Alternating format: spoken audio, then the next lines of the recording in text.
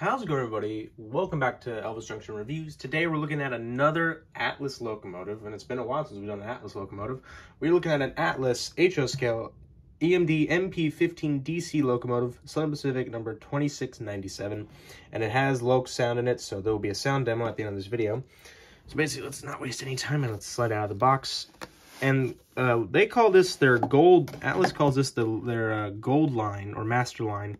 And you can see by the gold markings on this compared to, like, for instance, like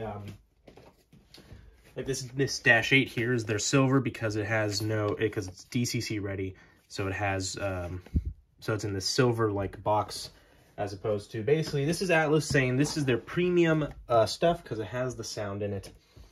So anyway, as you can see, it says ESU on the side of the box here, so let's go ahead and slide the top part of the box off, and there's our locomotive inside of a protective bulkhead screw-on packaging, so we'll slide that out of there.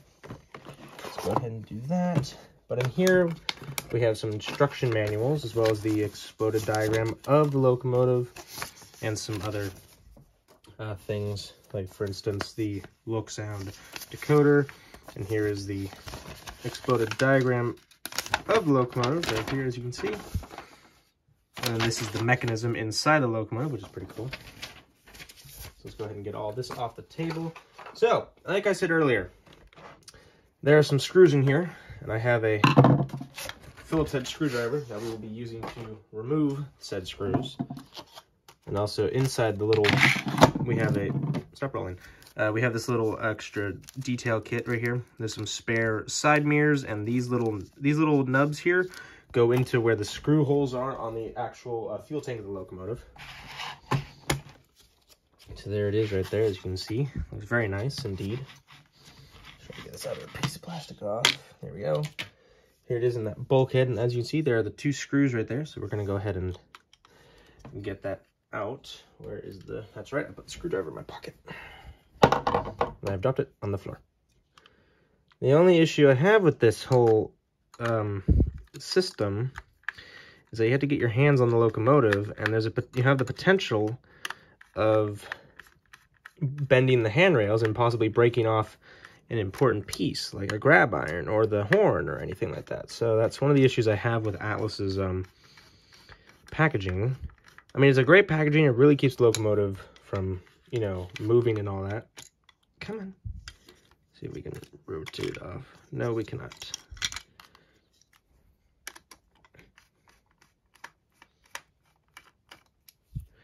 That should be enough now. Aha, there we go. All right, so now that we have the locomotive out of the shell, let's go ahead and do some history. And now on to some history. The EMD MP15DC was Electromotive's immediate follow-up to the SW1500.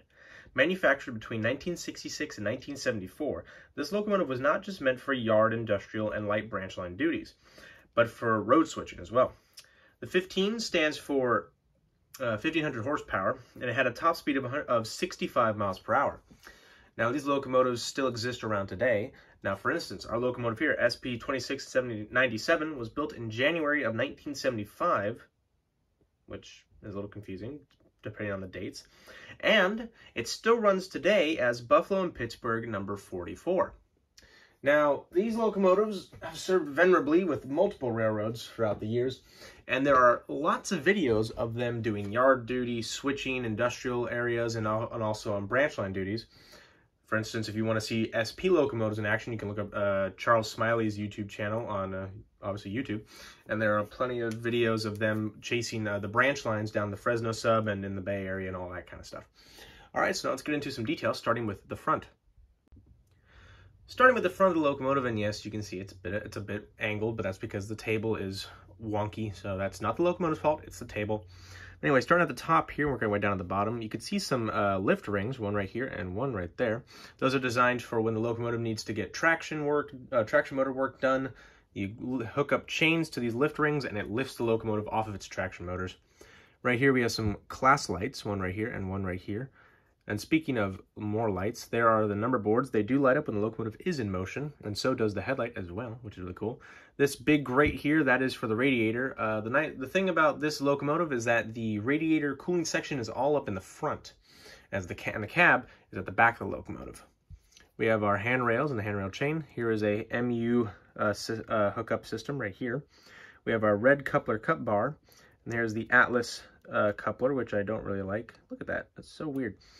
I believe this is a little miniature like rock plow or a snow plow, but we have an air brake hose right here. But anyway, this little plow here keeps the ends of the MU cables nice and safe, and you can see more handrails. And it's very not very detailed up here on the front, but when we get to the back, which we're about to do now, you'll see a lot more detail. Like I said earlier, there's a lot more detail here in the back of the locomotive because this is where the cab is. Let's actually move you right there. So starting at the top here, we have the same light setup as in the front of the locomotive: class light, number board, and headlight. All three of these things do operate when the locomotive is in motion.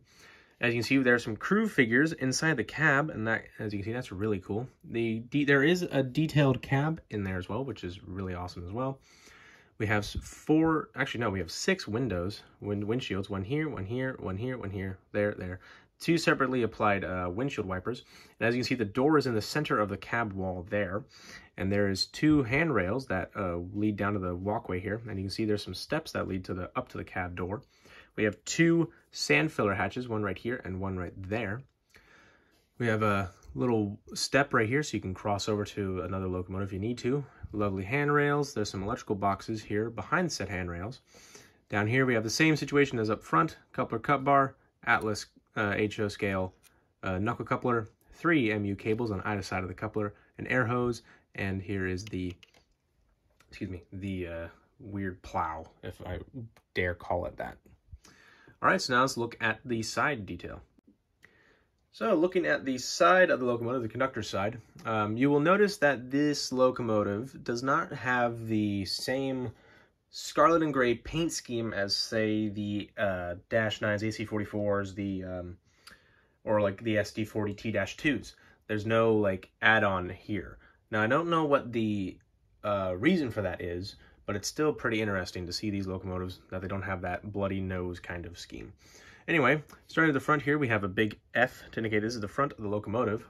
This truck supposedly is called a operational Bloomberg truck. I don't know the reason for that, but as you can see, it's pretty actually well detailed for an Atlas locomotive, and I'm very impressed with that.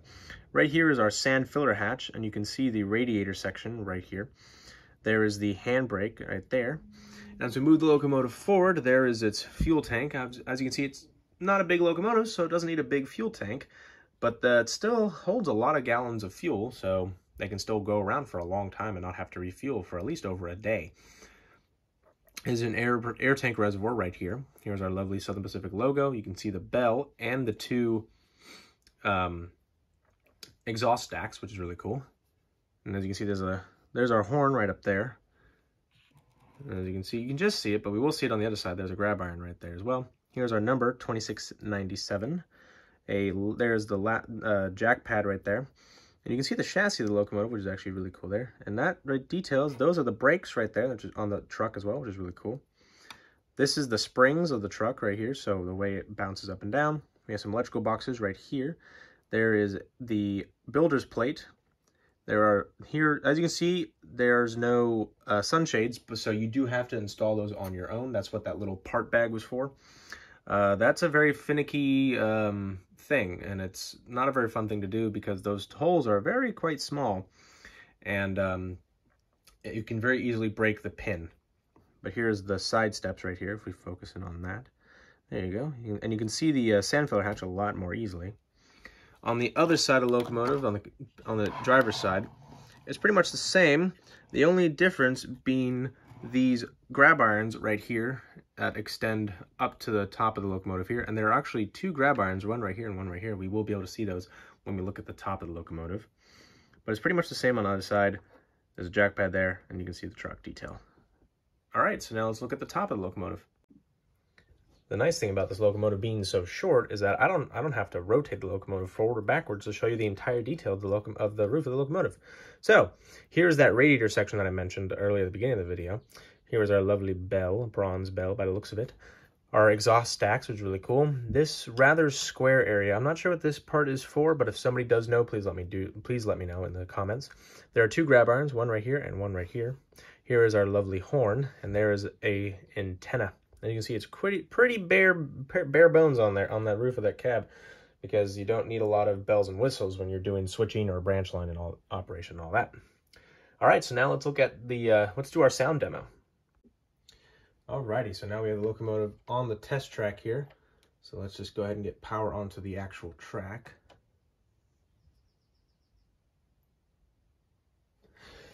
Maybe not. Hold on.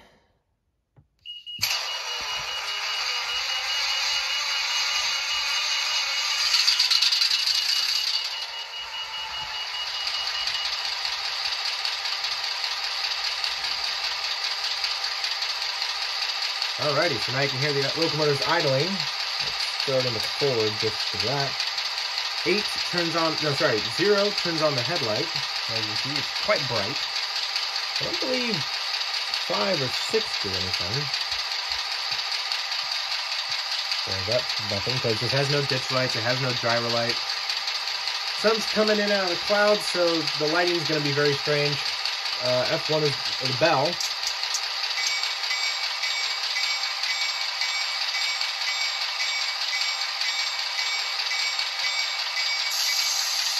F2 is a longhorn.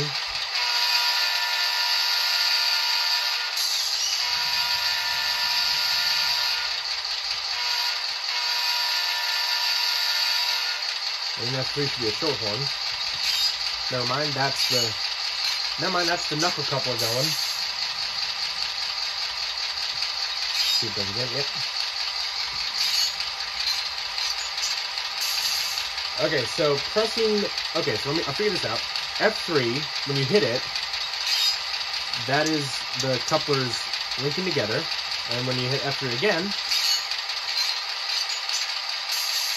that is the couplers separating, and you can hear the air brake hoses popping off of each other because they're held on magnetically. Let's go ahead and let's throw it in reverse here. So it's basically the same thing on the other side. Headlight and the number boards are on that way. So let's do that. Let's move it out here. And they all have this kind of startup that basically low sound, basically momentum is this like option that they have. And then it takes a little bit to slow down there. Throw it forward into forward again.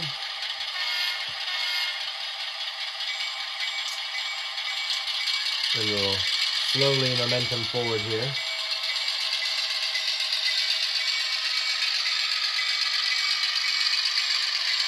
And for only one headlight, it's quite bright.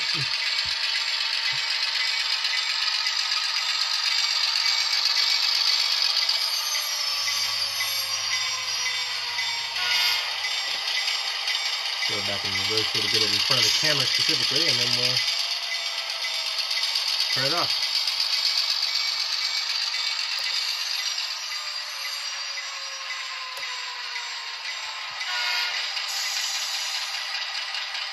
The rear turns off the lights, and F8 should silence her down.